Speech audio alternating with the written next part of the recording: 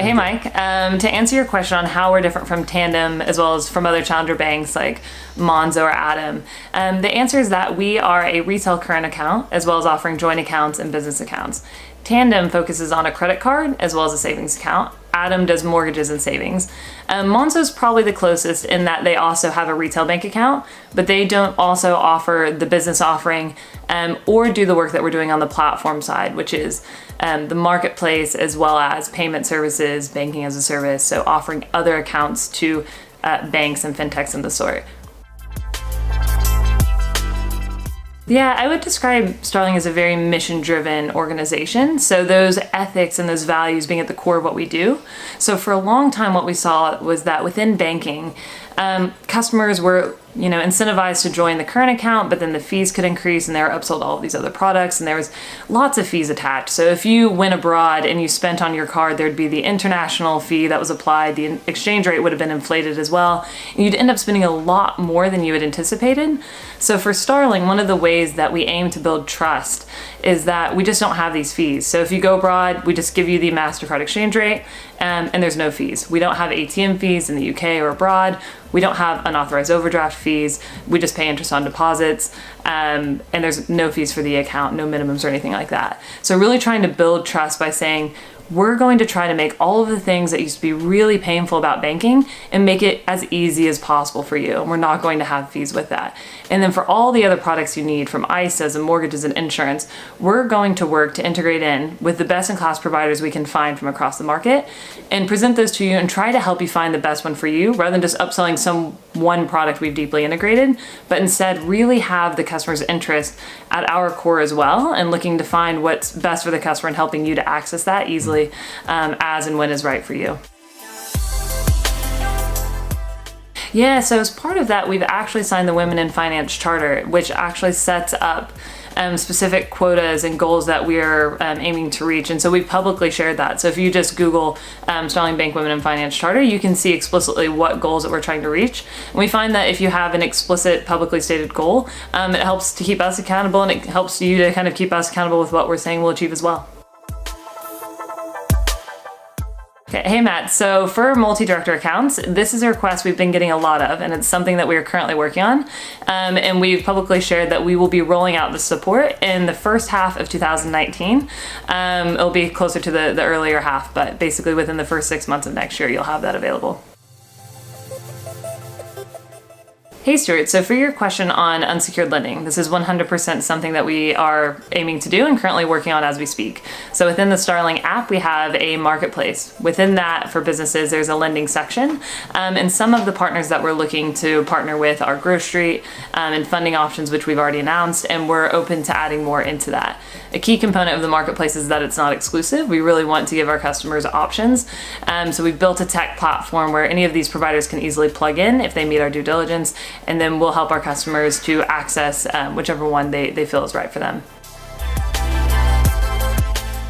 Hey Chris, so on your question around how I think the big players are responding, I think that this is a definitive game-changing time within banking, and it's an open field as to who's going to come out as the category leader, whether that's new challenger banks or the traditional institutions.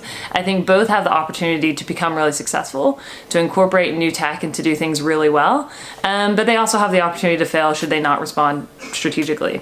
So on the one hand, what we've seen is that everyone, particularly in the UK, the big players are all aware of the threat that they're facing and are looking to respond to it. My perspective is that some are doing this better than others. I think those that really understand digital and how it's not just changing what they offer, but how they offer it to their customers will be the most successful. And I think over the next 5 years, we'll see some kind of rise to the top and doing that really well, and others fading away and ultimately no longer being around in the long term. Hey Abdullah, so thank you for your question. So from Starling's perspective, we're not doing anything with distributed ledger technology or blockchain currently. I think from our perspective, it's really important as an organization to focus on where you're going to innovate and what your priorities are. And so far, that just isn't an area that we're really looking to innovate in, tech that we're looking to use. That being said, it's very cool and we're excited to see how this space plays out. But right now, everything with blockchain and crypto isn't something we're actively working on at this moment. Hey Jacob, thank you for your question. So for bank feeds, Xero is the first one that we're going live with. We announced last week that we are launching our beta integration right now. So we'll be testing that out for a few weeks and then rolling out to all customers.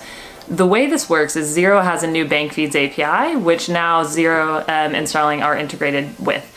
So effectively what we enable customers to do is within about 2 taps, they can tell Starling they want us to share their data with Xero. If they do this, then we'll be sending in that transaction data in real time.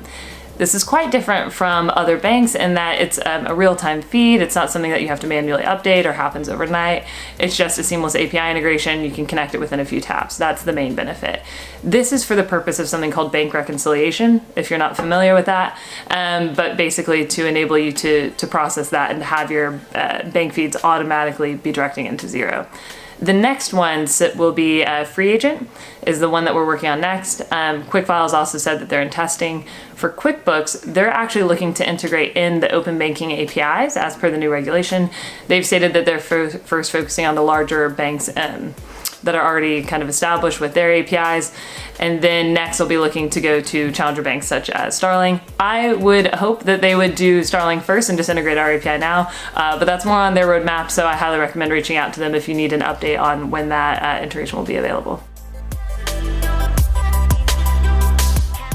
Hey Matt, so we do want to be a global bank. That includes North America, US, and Canada. Right now though, however, we're first focused on the UK and then Europe. We've already rolled out a waitlist for Euro accounts and we're working on that next. But eventually, totally, we do want to be globally available. Hey David, I think that's a great question. I think true innovation in banking is both the back-end technology as well as the front end and the user experience being really seamless on top of that. So lots of other competitors in this space purely focus on that user experience in the front end. So they'll build a nice new shiny app, they'll help customers have a better view into their finances, but they're built on top of someone else's back-end tech. Oftentimes it's someone like Wirecard or Bancorp. And that's interesting, but as Starling, we saw the back-end tech actually as a huge differentiator. And by building that out and building out this full set of APIs, public APIs that plug into that, it's created an entirely new model of banking and a lot of advantages that I think are important that you can only get if you build out that back-end tech. So I think they're both equally important for innovation in this space.